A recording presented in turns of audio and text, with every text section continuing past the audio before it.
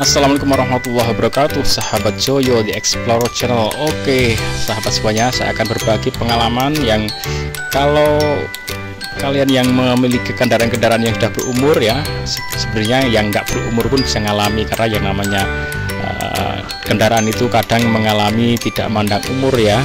Yang namanya barang elektronik ataupun benda-benda di mobil itu kadang nggak nunggu umur lama, tahu-tahu sudah mati, tahu-tahu bermasalah. Nah, saya akan cerita dulu kronologinya permasalahannya, karena ini bisa juga dialami oleh semua orang ya.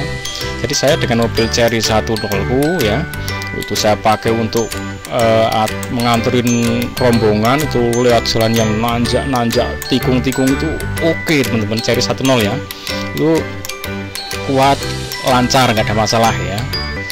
Kemudian setelah pulang, terus kemudian saya mau pulang ke rumah saya sore-sore ya, belum malam, itu tahu-tahu setelah lampu merah ya, disecang saat itu ya, tahu-tahu nggak ada tanda-tanda kehidupan. Jadi tahu-tahu mesin mati set.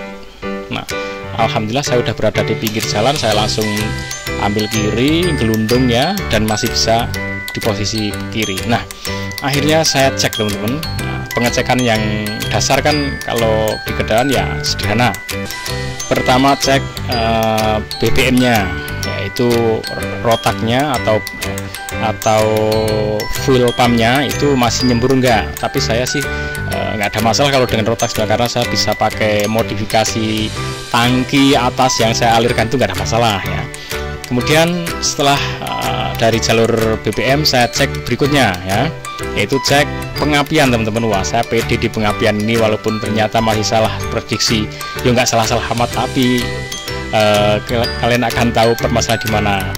Pertama saya cek pengapiannya ya, saya copot delco ya, yang dari ini ya, dari coil ini ya, yang dari distributor saya copot. Kemudian ini ya, yang dari coil. Nah, ini nanti dekatkan dengan bodi ya, dekatkan dengan bodi.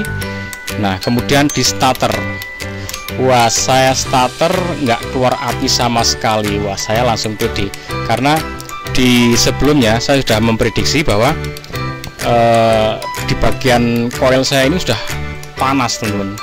Saat hidup saya pegang tuh sangat panas ya, jadi kalau saat starter awal itu terasa berat sekali, jadi harus beberapa kali starter baru hidup. Nah, saya sudah memprediksi bahwa ini sudah mulai bermasalah ya, si coil ini. Jadi saya pikir mungkin memang sudah saatnya, dia sudah habis usianya sehingga saya harus ganti. Akhirnya saya di pinggir jalan pakai Gojek belilah coil ini.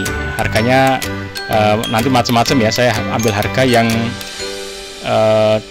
350 ya, nanti macam-macam harganya sesuai dengan bendanya dan sisi originalitasnya. Kalau segitu nggak original. Oke, saya beli lalu saya pasang teman-teman. Oke, saya perjalanan sampai hampir 2 jam tuh PP ya, karena pergi ke tengah kota. Setelah saya dengan PD-nya saya pasang, ternyata tidak hidup. Saya itu langsung pede aja, karena sebelumnya saya sudah memprediksi benda ini sudah bermasalah. Jadi setelah ini saya cek nggak keluar api, saya langsung ya sudah, ini udah mati gitu kan, langsung saya pilih. Nah, ternyata apa teman-teman, permasalahannya bukan di situ saja. Ini memang bermasalah, tapi masalah utama enggak di situ. Masalah utamanya adalah di sini nih. Setelah saya buka tutup distributornya ini ya teman-teman, saya tuh nggak buka ini dulu gitu. Ternyata ini si rotor ini tidak berputar, wes titik. Kalau ini nggak berputar ya gimana pengapian yang ke kabel-kabel busi ini ya, nggak bisa terjadi pengapian karena ini nggak berputar. Yang membagi pengapian kan ini berputar, akan nyenggol ke ini ya, akan menyentuh di mendistribusikan pengapian ke kabel-kabel ini, tapi ini nggak berputar. Ya sudah, wassalam. Ini saya copot ya, gigi-giginya nggak hancur sih, gigi-gigi dalam sana. Permasalahannya bukan di gigi-giginya. Akhirnya karena permasalahan seperti itu ya sudah, ini tips jadinya teman-teman, kalau kalian bermasalah seperti di jalan raya ya, Ini kasusnya nggak bisa diselesaikan langsung kalau kalian nggak bawa alat lengkap ya. Ini permasalahannya ada di belt sabuk yang di depan sana, itu bermasalah. Nah, permasalahannya apa? Oke, kita simak berikutnya ya, karena ini udah fix. Akhirnya apa teman-teman? Ini tips kalau di pinggir jalan, carilah bengkel, kalau ada yang terdekat titipkan bengkel, yang pertama. Yang kedua, kalau nggak ada bengkel terdekat, jauh banget ya, rumah saja warga yang terdekat yang ada pekarangannya, syukur ada gerbangnya, bisa masuk ya, aman. Nah, kalau yang saya itu ada Koramil ya, Komando Rayon Militer, saya titipkan di sana, luar biasa, ramah sekali, bisa malah membantu saya dorong, dan di sana sangat aman, apalagi di sana dijaga 24 jam. Ini sangat aman, karena jangan dibiarkan di pinggir jalan. Itu kalau sampai ada orang ngambil ban mobil kalian beserta peleknya, itu akan jadi masalah besar berikutnya. Kalian justru susah pulang, nanti harus beli ban dan pelek ya teman-teman. Oke, itu tips kalau terjadi di jalan raya, tapi semoga kalian nggak mengalaminya. Kalaupun seperti itu ya, itulah satulah tipnya. Nah, distributor itu kan letaknya ini teman-teman, lurusnya ke sana. Nah, di sebelah sini ya, distributor. Nah, ini si distributor ini ya, dia diputarnya tuh dari sini nih teman-teman, dari puli ini ya. Nah, ini dihubungkan dengan ini kipas radiator ya, yang muter dengan krek as. Kemudian di sini ada alternator pengisian, dan ini dihubungkan dengan belt. Nah, ada tensiometer. Cara masangnya sangat mudah teman-teman. Yang pertama, kalian harus ngelepas dulu tutupnya, tapi untuk cara memasangnya ya, nih bagian tutupnya harus ditutup, dibuka dulu ya. Oke, di sini ada nanti ada beberapa baut ya, melingkar ke sana, dibuka semua. Kemudian cover ini dibuka. Setelah dibuka nanti, sebelumnya ini ada puli, ada kipas radiator ya. Bahkan yang pertama ini radiator di sini nih. Ini radiator ini dibuka dulu biar ada ruang kosong di sini ya. Nah, kemudian baru ditutup, dibuka murmurnya ini. Setelah itu tentunya kipasnya dilepas ya. Nah, setelah itu kalian baru bisa memasang apa yang permasalahan saya alami. Nah, permasalahannya tuh di sini ya teman-teman, di beltnya tadi. Nah, saya kasih lihat benda yang rusak tuh mana. Ini. Nah, ini ya, belt ini, sabuk ini masanya sebenarnya mudah ya, tinggal dipasang, lingkarkan. Nanti di sini ada tensiometer yang untuk mengatur kekencangannya. Nah, itu disesuaikan. Kalau sudah, nanti tinggal dilanjutkan pemasangannya. Nah, bagian rusaknya tuh ini teman-teman, saya sudah ambilkan bendanya. Nah, ini dia beltnya teman-teman. Oke, itu dia beltnya.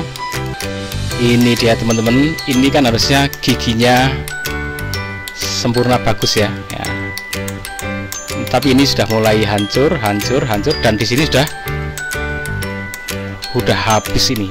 Jadi kalau udah habis giginya, otomatis gigi ini akan slack ya. Jadi si puli dengan roda gigi itu dia berputar tanpa bisa memutarkan belt ini. Otomatis distributor yang depan sana tidak bisa berputar, itu masalahnya. Dan masalah ini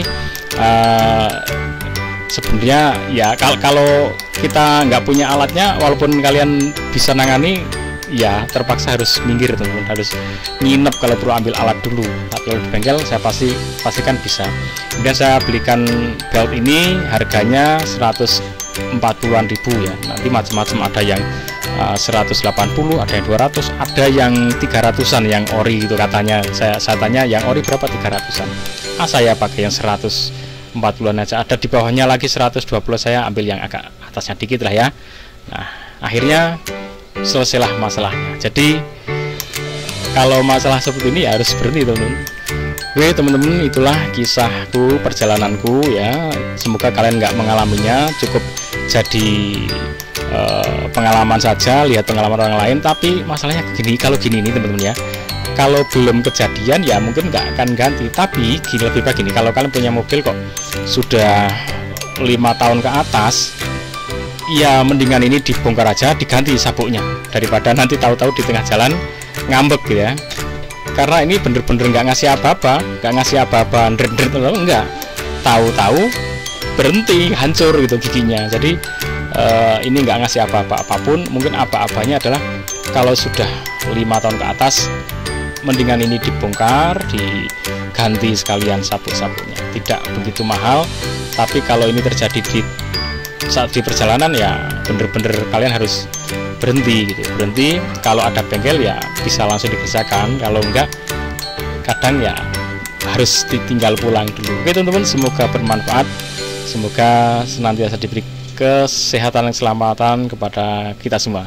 Ikuti terus Joyo The Explorer Channel. Assalamualaikum warahmatullahi wabarakatuh.